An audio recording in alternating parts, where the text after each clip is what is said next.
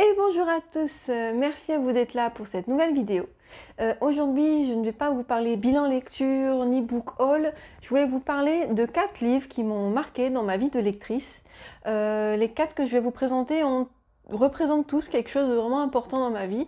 Il y en a juste un que je n'ai pas sur moi parce que je l'ai lu il y a très longtemps, j'étais encore au collège, donc il est resté chez mes parents. Le premier dont je voulais vous parler, c'est Le liseur du 6h27 de Jean-Paul Didier-Laurent. C'est un livre que m'a donné mon amie Anaïs, donc elle avait bien aimé, donc elle me l'a prêté. Alors c'est pas par rapport à l'histoire que je vais vous parler de ce livre, c'est plus par rapport au contexte dans lequel je l'ai lu. Il faut savoir que ce livre m'a accompagnée dans mon sac à dos lorsque j'ai fait mon premier et dernier, à l'heure actuelle, 3000 mètres d'altitude. Donc je suis partie sur 2 jours avec mon conjoint faire le Mont Ténibre dans l'arrière-pays des Alpes-Maritimes. Et à titre personnel, c'est quand même été quelque chose d'important pour moi parce que 3000 mètres d'altitude en randonnée à mon niveau, c'était pas quand même quelque chose d'accessible. Donc je suis très contente de l'avoir fait. Et comme toute bonne lectrice qui se respecte, j'ai toujours un livre avec moi. Et c'était ma lecture en cours, donc je l'ai amené et je l'ai terminé au refuge du Rabion où on a passé la nuit.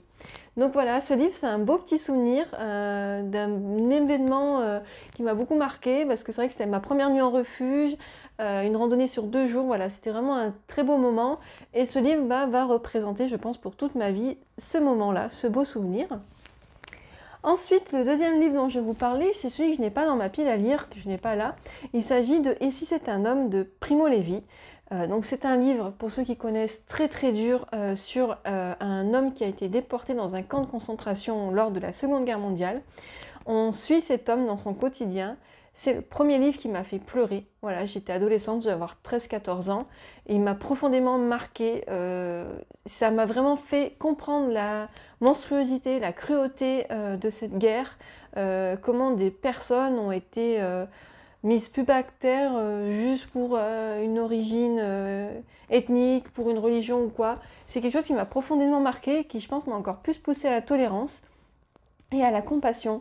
Parce que le quotidien de cet homme est vraiment horrible. Voilà, faut dire les choses comme ils sont. Moi, ça m'a vraiment bouleversée. Je crois que c'est un des plus vieux livres dont je me rappelle autant de détails dans la lecture. Après, je pense que j'étais peut-être un peu jeune. Bon, ça a eu l'effet, hein, ça m'a vraiment marqué, ça m'a poussée à comprendre un peu ce qu'a été la Seconde Guerre mondiale. Mais je pense que j'étais peut-être un peu jeune. Il aurait peut-être fallu que je sois plus dans la vingtaine pour vraiment l'apprécier. Parce que là, moi, je ne l'ai pas subi, mais j'ai vraiment... ce livre m'a fait morfler, quoi. Vraiment, j'ai eu beaucoup d'émotions, ça a été très dur et je pense que je l'aurais peut-être mieux compris en étant un peu plus âgée. Mais voilà, c'est quand même une lecture, je pense, indispensable pour vraiment comprendre ces périodes de notre histoire. Et je trouve que l'auteur a vraiment réussi à faire transmettre ses émotions et à toucher profondément son lecteur et à le marquer. Je n'ai rien lu d'autre de cet auteur, je suis même pas sûre qu'il en ait écrit d'autres, mais à l'heure actuelle, c'est le seul que j'ai écrit. Et que j'ai lu, pardon, et je pense que ça sera le seul que je vais lire parce que voilà, il m'a vraiment quand même profondément marqué. Ensuite, le troisième livre dont je vais vous parler, c'est un Stephen King. Il s'agit de Jessie. Faut vous dire, à l'époque, il y avait quand même, je l'ai payé 6,08 €, mais il y avait quand même 39,88 €. Donc c'était encore il y a un petit moment.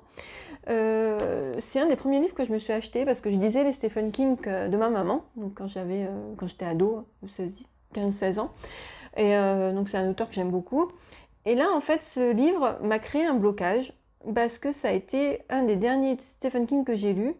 En fait, quand je l'ai lu, j'ai fait une pause d'à peu près 15 ans, que j'ai repris la lecture d'un autre Stephen King, un Shining, 13 ans après, mais je ne l'ai pas fini. Et le dernier Stephen King que j'ai fini, c'est L'Outsider, il y a 1 an et demi. Donc voilà, il m'a fallu un petit moment pour m'en remettre. En fait, on va suivre une jeune femme qui s'appelle donc Jessie, qui est partie avec son mari pour un week-end un peu romantique, dans un petit chalet au bord d'un lac, au milieu de la forêt, perdu au milieu de la pampa. Et en fait, lors de leurs ébats, son mari va mourir. Et elle va se retrouver toute seule dans cette cabane, enchaînée au lit, parce qu'il faisait des jeux sexuels. Et en fait, vous avez tout autour des menaces, hein. Vous avez des loups qui vont arriver de la forêt.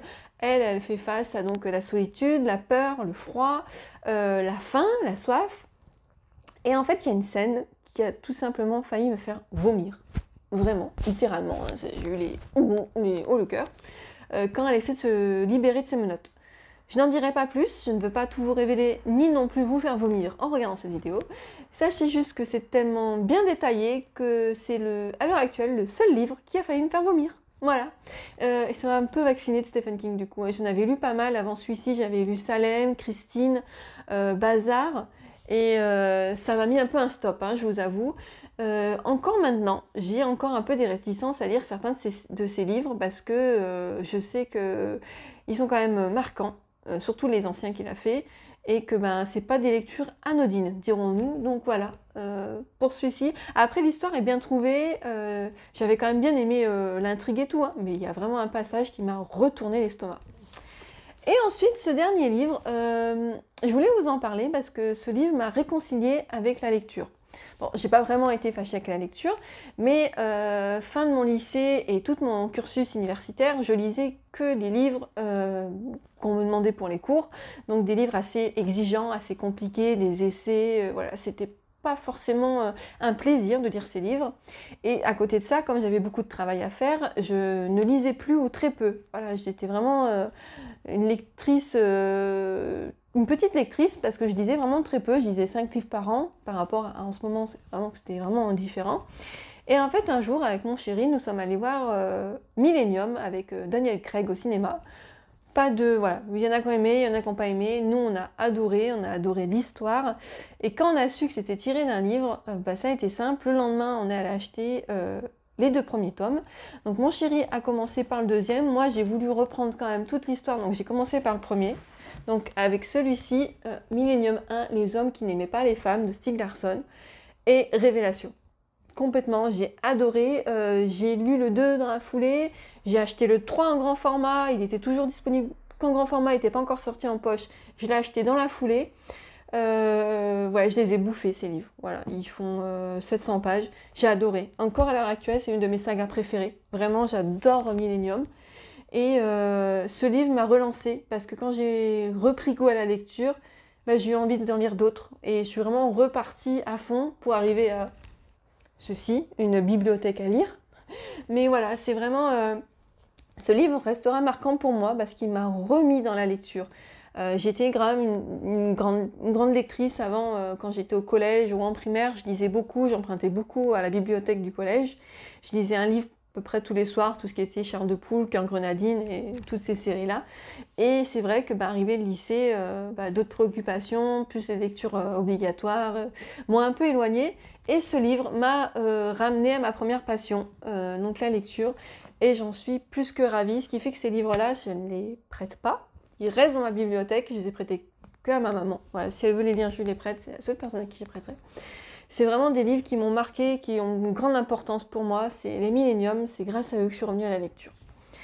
Donc voilà, je vous ai présenté mes petits amours lecture, mes petits souvenirs. Voilà, c'est vraiment des livres qui m'ont marqué dans ma vie de lectrice. Je pense qu'il y en aura d'autres, je l'espère en tout cas, pour de bonnes raisons, qui me rappelleront de beaux souvenirs, voilà, des beaux instants de lecture.